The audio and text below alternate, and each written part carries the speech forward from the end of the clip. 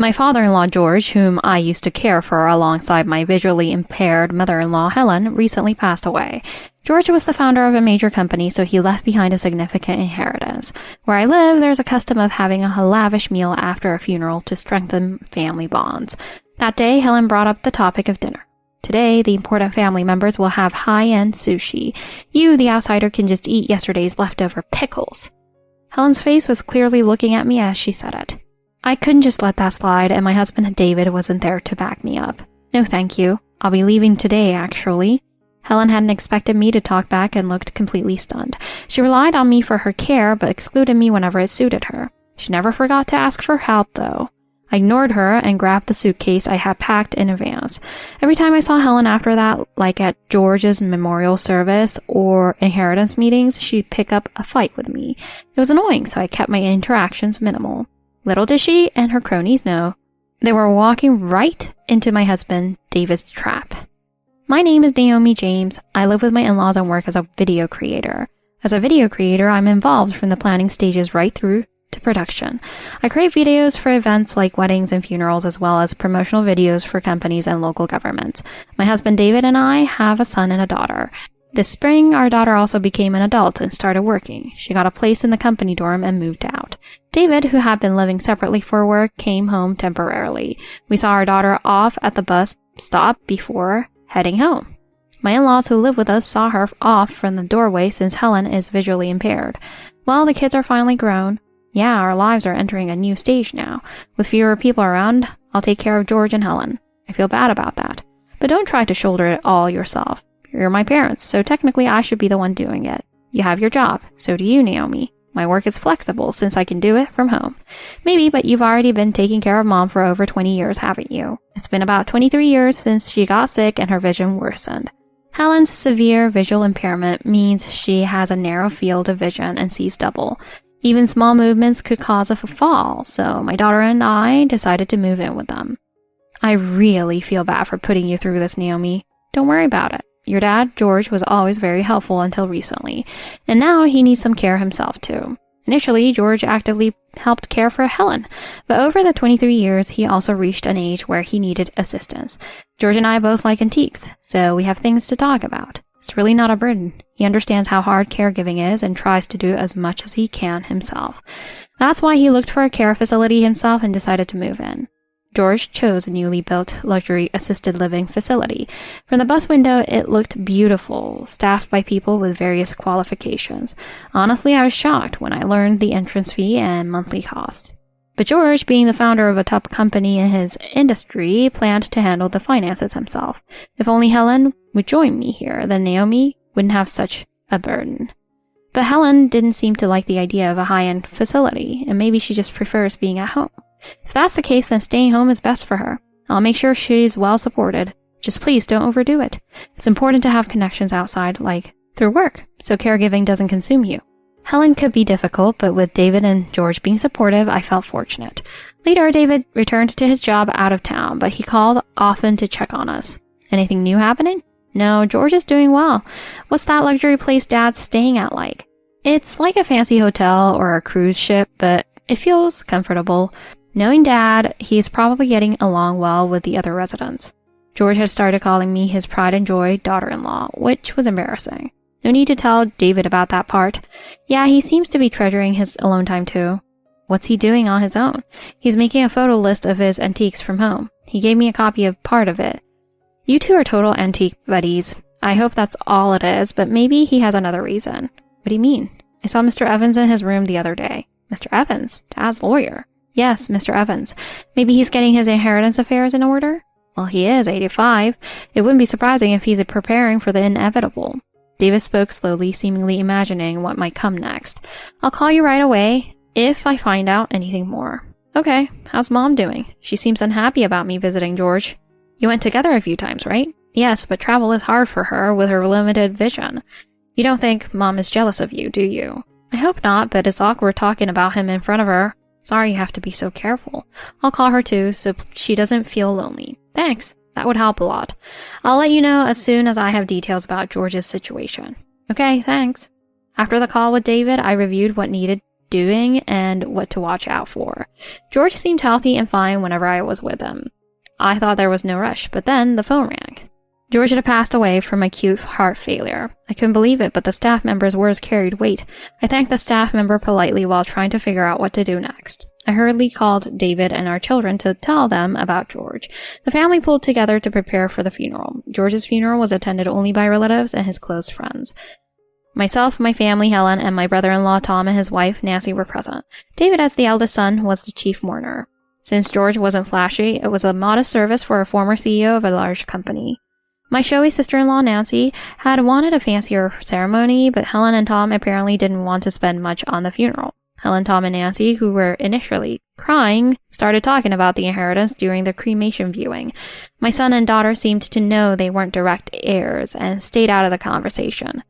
"How much do you think my share will be?" "Probably less than mine." "What are you talking about? Ignoring me, his wife." Nancy, Tom's wife, assumed she'd get a share and chimed in, prompting reactions from Tom and Helen. About that, Dad appointed Mr. Evans as the executor of his will. "How do you know that, David?" Tom asked David, looking slightly annoyed. "I was the one who went to pick up his belongings from the facility. There was a letter addressed to me and Naomi among his things. Among George's personal effects was his diary. In the letter, he urged David and me to read the diary. Yes, I was appointed an executor and have accepted." "What's an executor?" "Simply put, my role is to ensure the deceased's assets are distributed according to the will." "So there is a will?" "Yes, that's correct." "It should all be mine." "No, it's mine." The classless Tom and Nancy sparked off right there in the waiting room at the crematorium. Even a normally peaceful waiting room can ignite with a spark of inheritance. "When will you read the will?" "I understand it should be after the funeral and related procedures are completed. Since we're all here, why don't we have the memorial gathering today and read it afterwards?" "Sounds good." "Understood. Where should we meet?" "Let's gather at our house. It's difficult for me to travel somewhere unfamiliar." I agree with her. "Trying to score points, Naomi?" "No, I just feel more comfortable there too." "Nancy, you wouldn't understand since you've never cared for Helen." I immediately regretted saying something unnecessary. "Well, that's annoying. If everyone agrees, let's meet at the family home." "Very well. I'll return to my office to prepare and then head over. Please excuse me." "Thank you. We'll contact you with a time." "Understood." After the small family memorial gathering, David, Helen, Tom, Nancy, and I headed to the family home. My son and daughter went back to their own places as they had work the next day. David called Mr. Evans, who then came to the house as well. "Thank you for waiting. I will now read the will and distribute the assets. There are important instructions at the end, so please listen carefully." Everyone's eyes sparkled with anticipation, wondering what items or amounts they would receive. "First, Miss Helen, you will inherit the land and building here, plus a portion of the savings." "Is that all?" "Isn't it good that your current life is secured?" She snorted, clearly displeased about something. "Mr. David, you have already taken over the asset management company, so there is nothing for you to inherit at this time." "If that's what Dad wanted, I'm satisfied." "Yes, his wishes should come first." "Next is Mr. Tom. Please accept the company shares that George held in his personal name." "What about the other assets?" "There's still more to the will." "So, I thought, the inheritance goes to others besides me and the kids. Is there anything for me?" "To Mrs. Naomi, he leaves his prized pottery collection. That concludes the distribution." "Oh, I'm so happy to receive something he cared about so much. Why would he give it to this undeserving woman?" "I assume it's in recognition of her caring for George. You must be unhappy too, right?" "I don't want her having anything important of my husband's. It's probably fake anyway." Just as I expected, Helen was upset that I inherited the pottery collection. Financially, Helen and Tom received overwhelmingly more, but grievances still surfaced. Even combining David's share of the company, it was likely less than his legal minimum entitlement. "What about my share?" "Mrs. Nancy, since you did not participate in George's care, there is nothing for you." "What? Isn't there anything you can do?" "This reflects George's wishes. My hands are tied." "If the distribution is finished, would you explain the instructions now?" "Certainly." Mr. Evans turned a page in the will and read aloud. "First, any disagreements must be resolved through discussion by the end of next month. So exchanges are possible if all heirs agree. While unique for a will, that is a valid interpretation. Anything else? Until the end of the next month, all inherited items designated must be kept in George's room except for real estate or items too large to fit." "What happens if someone takes something without permission?"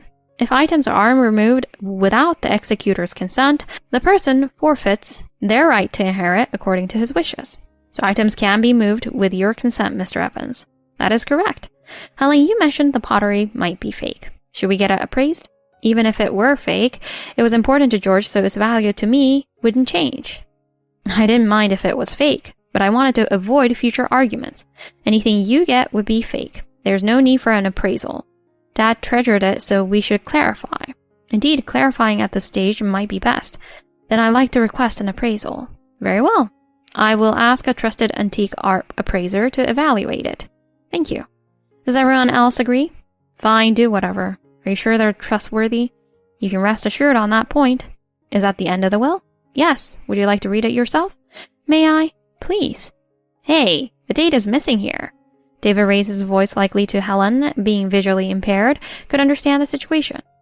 His wishes might not be fulfilled like this. What should we do? I'll write it in. Without consulting or confirming with Mr. Evans, David unhesitatingly filled in the date.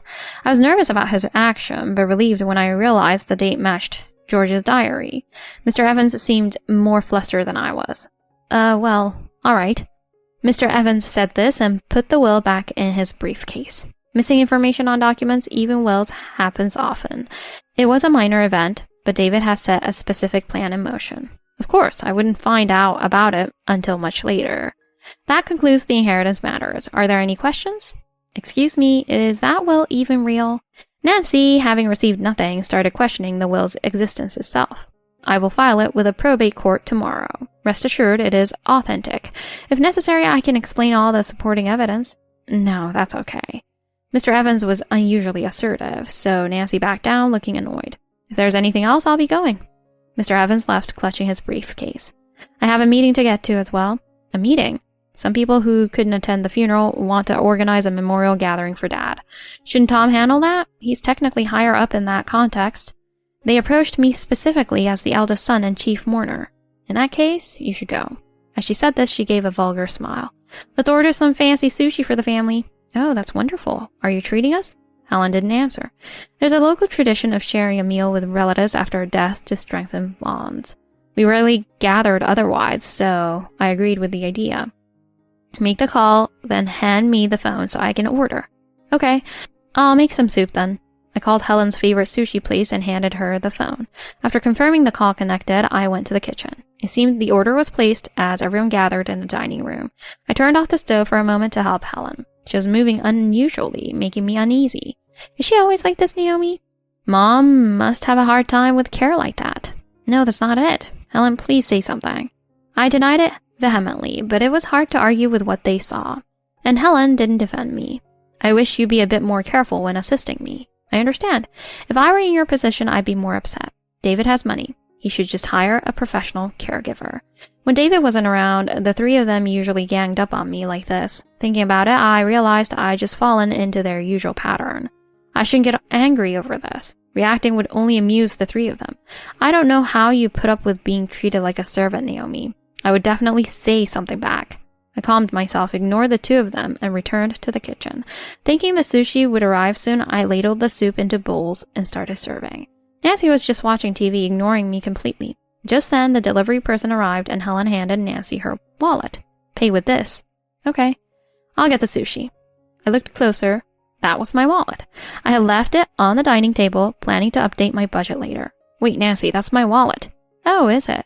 Now that you mention it, it does seem a bit flashy for Helen's wallet. She told her to use it. Got a problem with that? Tom said this as he slammed the sushi platter onto the dining table. It made a loud noise. At the same time, I noticed one serving was missing. Helen isn't blind, just visually impaired. Her hearing is sharp because of her vision loss. She wouldn't mishear an order. Helen, there's one serving of sushi missing. Oh, I can't see well. I don't know. I ordered 4 servings. No, you ordered 3, right? Helen, Tom, Nancy, and me? For the 4 of us, the important family having fancy sushi. Yes, today the important family enjoys fancy sushi. You, the outsider, can just eat yesterday's leftover pickles. I finally understood why Helen had smirked vulgarly when she suggested sushi. She must still be holding a grudge about me inheriting the pottery collection. And she's likely continuing her childish harassment, making her pay for sushi she doesn't even get to eat. That's brutal. Helen, you're ruthless. That explained why Tom and Nancy always deferred to Helen. While George was alive, I lived there primarily for his sake. Now, George was gone, and he had told me what might happen after his death. His letter said he wanted me to move out if Helen started acting unreasonably. David's letter contained the same message, and David had agreed. I decided to act immediately and texted David on my phone. No, thank you. I'm leaving today. You can ask Nancy to take care of you, Helen. You seem to get along so well. I think it's a perfect fit. With that parting shot, I went upstairs to my room. I had already packed valuables and essentials in a suitcase, ready to leave any time. I quickly changed clothes and packed them too. The next time I'd be here would likely be for George's memorial service. Since I hadn't taken off my makeup, I could leave right away. Concerned my room might be rummaged through in my absence, I sealed the drawers and desk. Are you serious? As I carried my suitcase downstairs, Helen and the others looked flustered. Of course, this was partly an act, so I couldn't trust them. Indulging Helen and the others never led to anything good, so I ignored them. Naomi, I'm sorry. We took the joke too far. I quickly snatched my wallet from the table in front of Helen. Wait, don't go! I left the house without a word and got on the bus. I checked my phone and saw a message from David. I met up with him safely soon after, and we went to the place he was staying for work. What happened? I told David exactly what had occurred at the family home. I am so sorry that my mother and brother treated you so disrespectfully. David's phone kept ringing with calls from Helen and Tom, but he ignored them. I spent my days at David's temporary place, doing housework and my own work. David asked me to create a video montage for George's memorial gathering. Naturally, I poured my heart and soul into making the best possible tribute. Time flew by, and the day of George's memorial gathering arrived. When David and I arrived at the venue, Helen, Tom, Nancy, and Mr. Evans were already there. Apparently, Helen had hired a home helper who was accompanying her. The video tribute to George was well received, which made me happy, but I didn't want to interact with Helen, Tom, or Nancy. David suggested we all go for a meal together after the gathering. Since the memorial was held at a hotel, the plan was to eat at one of the hotel restaurants. Shouldn't we invite Mr. Evans too? I don't mind. We don't get chances like this often for everyone to be together. Shouldn't we discuss the inheritance matter a bit with him present? I don't have anything specific to bring up, but if you want to talk, let's invite him. Luckily, Mr. Evans was still in the hotel, so he joined us quickly. Sorry for the sudden invitation. I have no plans after this, so it's quite alright. If you're discussing the inheritance, I'm happy to be present. The restaurant had tables available, so we were seated without waiting. The helper confirmed Helen was settled before stepping outside the restaurant. We looked at the menus to decide what to eat. Helen also studied the menu intently, though the small print might have been blurry for her. Let me know when you've decided. David took everyone's orders. Once the waiter left, Helen started talking. David, Tom, I need to talk to you both. Since Naomi and Nancy won't help with my care, I had to hire a helper. It's costing more than expected, so could you two split this expense? Helen took an envelope out of her bag as she spoke.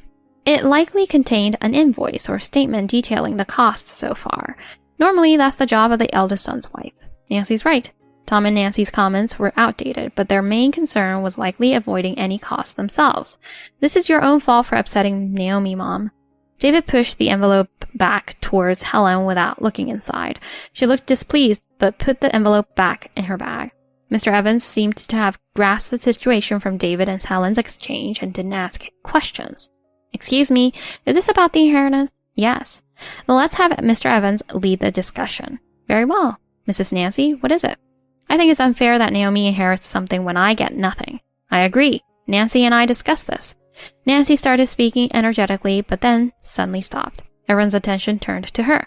Go on, finish what you were saying. Naomi, you were having an inappropriate relationship with George, weren't you? I was so shocked by Nancy's outlandish accusation. David seemed equally stunned and speechless. Absolutely not. That's not true at all. I practically denied it, but that only seemed to add fuel to the fire. That reaction seems suspicious. Stealing my husband too? You homewrecker? Everyone, please calm down. Let's take a deep breath. Nancy, if you're going to make accusations like that, do you have any proof? Well, no, not really. Just a woman's intuition. I don't have proof either. Without proof, I cannot accept your claims. Besides, inheritance distribution and alleged infidelity are separate legal matters. Mr. Evans is correct. Getting just some pottery for having an affair? That's laughable. Mr. Evans tried to change the subject, but Nancy wouldn't stop. That's not true. The pottery collection was entirely authentic. Mr. Evans clapped a hand over his mouth, realizing his slip-up, but it was too late.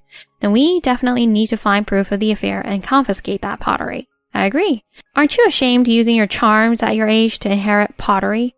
It's wrong for her to inherit. Nancy should get it. That's enough, David suddenly shouted, silencing Helen and Nancy. As the executor, I must remind you that we are still within the discussion period. Depending on discussions, who inherits what can still change, and any claims for damages regarding infidelity are a completely separate issue. With David taking charge, I was spared further unpleasantness. The food arrived, pausing the discussion temporarily. That day was dominated by talk of a non-existent affair, making it a very uncomfortable time. The day of the memorial service arrived. After the service, the usual group gathered. Today's the last day for discussions. Before that, shouldn't we check Dad's room and confirm the assets? I don't think that's necessary. Yeah, no one should just take things. You seem awfully nervous for people who are so sure. What do you think, Mom? Are you accusing me when I can barely see? Helen, Tom, and Nancy were clearly agitated. Mr. Evans understood. Let's just take a look anyway. Seeing is believing. Mr. Evans took the will and the inventory list from his bag and entered George's room. Oh dear. What's wrong? The pottery collection that should be here is missing. The person who took it, I just took it out for the appraisal. I returned it after the appraisal. You did? Yes, look at this. Mr. Evans showed photos on his phone, the pottery collection next to a newspaper. You can clearly see from the newspaper date that you returned it after that day. Look at this too. Mr. Evans' phone now showed photos of the pottery with Helen, Tom, and Nancy. How did you get these? I asked the helper to take them for me. The helper confirmed this, leaving no doubt. So someone took the pottery after Mr. Evans returned it. This is a serious problem. Let's search carefully to see if it's accidentally in another room. If it's still within this house, I can overlook it. David and I suspected Helen, Tom, and Nancy. They, in turn, suspected us. David and I hadn't been to the house in a long time, so we couldn't have taken it. Nevertheless, we were suspects and the battle lines were clearly drawn. David searched Helen's room and found a suspicious envelope. Mom, what's this envelope? That's just about the helper. David, are you accusing Mom? I don't want to, but it looks suspicious. If it's really about the helper, you can show us the contents, right? After all you've said to me, I think it's time for some answers. Mrs. Naomi is right. Could you show me the contents? Hiding it will only make you look more suspicious. Fine, look inside. Mr. Evans took the envelope and looked inside. Can this be true? He dropped the envelope and the contents scattered. I could clearly see a sales receipt with the words pottery collection on it. You sold the entire collection? It wasn't me. Tom and Nancy took it. That's awful. It was your idea, Mom. Don't try to pin it all on us. Why did you take it? Isn't it obvious we wanted the money? Selling it was better than letting you have it. So these two really just wanted the money. Helen likely had jealousy towards me mixed in too. And I couldn't stand David getting all the attention. What do you mean? Your reputation went up after being chief mourner and organizing the successful memorial. I wanted to make the memorial a huge event to promote myself. So you resented us because we were in the way? Yeah, I wanted to hurt you and David even just a little bit. For something like that, you... Mr. Evans, shocked by their actions, checked the will again. Wait, look at this. Mr. Evans pointed to a section of the will. The pottery collection is inherited by Nancy. The will said this, but traces of correction fluid were visible. You finally noticed. You did this? Yeah, I did. When? When Mr. Evans came back to return the pottery. I saw the will copy on the living room table and changed it. Are you insane? David said this but smiled faintly. I expected my serious husband to be furious, but my assumption was wrong. Now the will is invalid, right? That means our share will increase. Tom and Nancy spoke as if possessed. Sadly, they seemed to have become slaves to greed. Unfortunately, the will is not invalid. Liar! First, this is a copy, not the original document. So the original Dad wrote hasn't been altered? Correct. The original is securely stored. I brought it today because of the important discussion. Even if the original were altered, only the part tampered with by an heir becomes invalid. The original, kept in a clear file, was passed around. When it reached me, I examined it. For something supposedly handwritten by George, it looked remarkably like a photocopy. Looking closer, I recognized the handwriting for the date. It was David's. If someone told me it was a color copy, I wouldn't be able to tell the difference. Confirming I would inherit the pottery, I passed the documents to the person next to me. David, sitting beside me, also examined it carefully before passing it on. He suddenly chuckled. Oh, nothing. Excuse us. Glancing around, David passed the will to the next person. Finally, the will stopped in front of Helen. Is there a penalty for altering the will? Anyone who commits such an act forfeits their right to inherit. But we still get the minimum legal share, right? Please allow us at least the minimum share. Whether disqualified for illegal actions or excluded by the will itself, there is no right to a minimum legal share in such cases. No, tell me that's a lie. Tom and Nancy crumpled on the spot. So they lose the right to even participate in the inheritance discussion? Being left out seems pitiful. Mom's right. I agree. And just like that, Tom and Nancy's position weakened drastically. By violating the rules George set, Mr. Tom is excluded as an heir. Furthermore, the law strips the right to inherit from anyone who alters a will.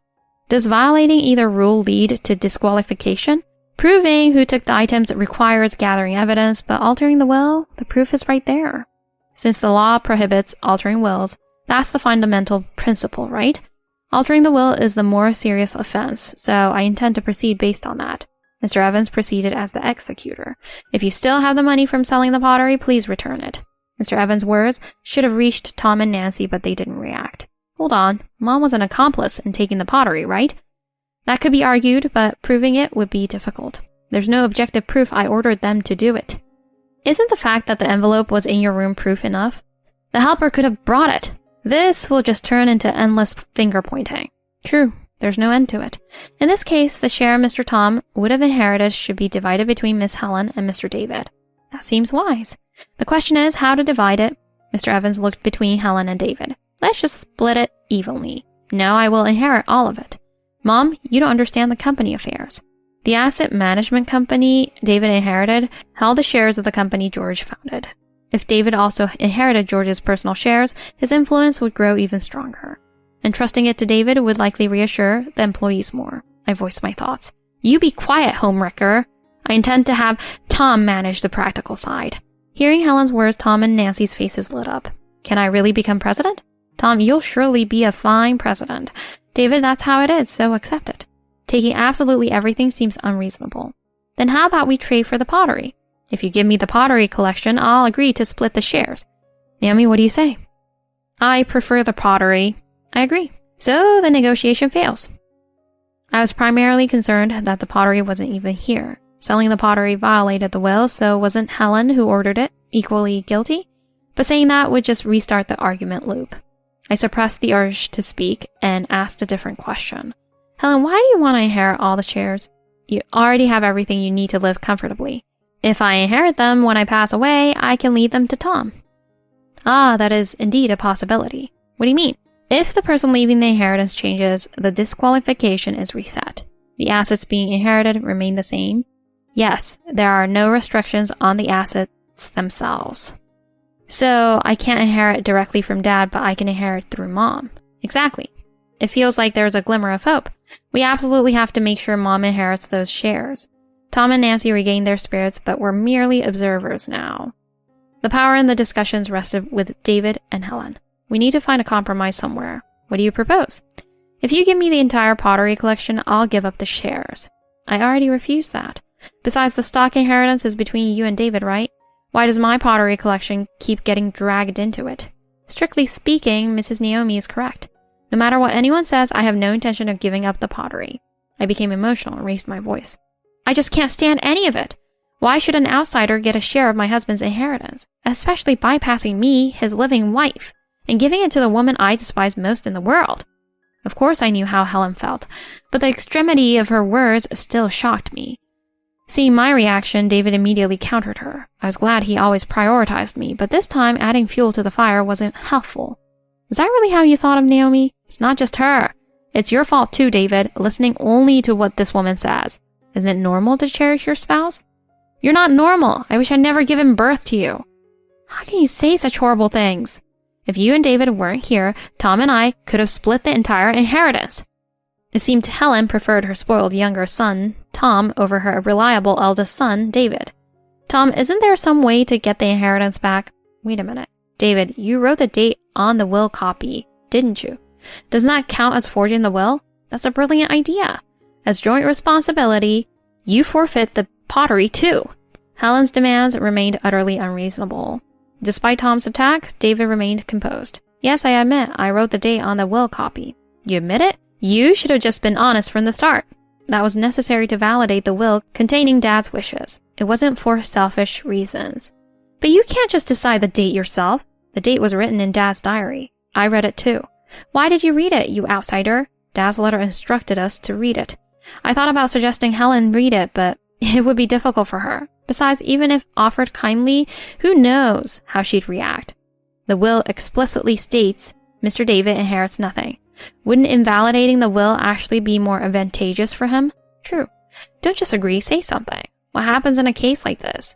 In conclusion, Mr. David retains his right to inherit. He wrote on it. How's that different from what I did? The purpose of a will and inheritance is to respect the deceased's wishes. You acted out of self-interest, whereas Mr. David prioritized George's intentions. Especially as Mrs. Naomi pointed out, the fact that Mr. David validated a will unfavorable to himself is significant.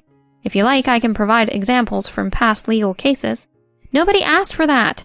Helen snatched the original will and tore it to shreds. Ah! Helen ripped it so violently that David and I were speechless. Mom, what have you done? Who cares about the wishes of someone who's dead? Let's decide based on the wishes of those who are left. I want the pottery collection. Helen, Tom, and Nancy looked triumphant. I expected Mr. Evans to panic, but he remained calm. Anticipating something like this might happen, what I just handed out was a color copy. I brought about 5 color copies. Mr. Evans pulled another clear file from his briefcase. The uneasy feeling I had earlier was correct. Mr. Evans was quite the strategist. Remembering the previous discussion, he had prepared thoroughly. Even just drawing a color copy is not advisable. It constitutes obstruction and delay of inheritance proceedings. Where's the original? If the original disappears, the entire will is gone. I cannot disclose the original's location. Furthermore, even if something happened to the original, a copy is filed with the probate court. Breaking into the courthouse is impossible. Coincidentally, what are the consequences of destroying a copy of the will? In civil terms, you lose the right to inherit. Criminally, it could involve charges like fraud, destruction of documents, or forgery. Just as I thought. I was relieved the answer was as expected. Although this is an unexpected outcome, the only inheritors are now Mr. David and Mrs. Naomi. Ownership of this house and land transfers to Mr. David. You will need his permission to continue living here. I refuse to bow my head to David. You won't be able to live here otherwise. I will absolutely not bow. Helen stood up abruptly. The helper quickly moved to assist her, but she lashed out. She raised hand, struck the helper on the head, but the helper continued to provide care. On the way home, I asked David something that had been bothering me. Did you intentionally write the date on the will copy? Sharp as ever, Naomi. Yes, exactly. And you raised your voice so Helen could hear clearly? It made it easier for everyone to feel comfortable tampering with a will, didn't it? And Tom fell right into the trap. Mom tearing it up was unexpected, though. Did you know the legal specifics? Roughly. I looked up just enough to know what was borderline acceptable. So your reaction when Tom admitted writing on it was an act? Half acting. Why didn't you tell me?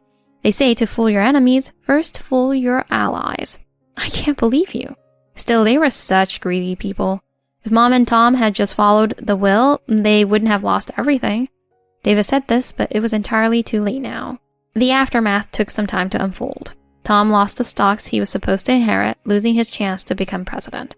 Helen, Tom, and Nancy faced legal trouble for fraud and forgery. As first-time offenders, all 3 received probation. Before the first anniversary of George's death, David looked into Tom and Nancy's situation. They had divorced. Driven by greed for George's inheritance, they had amassed debts, leading to foreclosure on their home. Both had disappeared, and while various rumors circulated, none were credible. David inherited the real estate Helen was supposed to receive. Of course, David intended to let Helen continue living in the family home. However, she refused offers for a helper service, leaving David unsure what to do. But after Helen's aggressive behavior towards me, David decided to place her in a nursing home. My video tribute for George's memorial was well received, and I became busy with work. I had no time to spend on Helen. Naturally, David also felt I should be involved with her care. Helen was still on probation. Finding an assisted living facility willing to take her was extremely difficult. Her difficult personality alienated not only residents but also staff. Even when accepted, she was often asked to leave shortly after. Eventually, Helen developed dementia, making the search for a replacement even harder. Helen ended up in a facility for people with nowhere else to go. It was worlds apart from the luxury facility George had used, in terms of amenities and staff. If she had just behaved and lived quietly in the facility George had entered, her life could have been much better. Of course, that was the consequence of her own actions. I visited her once out of curiosity. Helen was sitting alone on a bench in a small park on the nursing home grounds. Her appearance was so pitiable, she looked almost like she was living in the park. David became the majority shareholder and president of the company. It seemed he planned to cover Helen's facility costs until she passed away. This was his final act of filial piety. The children would likely have no further contact with her. I managed to recover the pottery collection that Tom and Nancy had secretly sold. I consulted an antique dealer who, it turned out, knew George during his lifetime. Following that connection, and thanks to the detailed list George had made for me, the process went smoothly. It seemed Tom and Nancy were the ones who took the pottery to be sold. Normally, they should repay the substantial amount, but since they were missing, David fronted the money.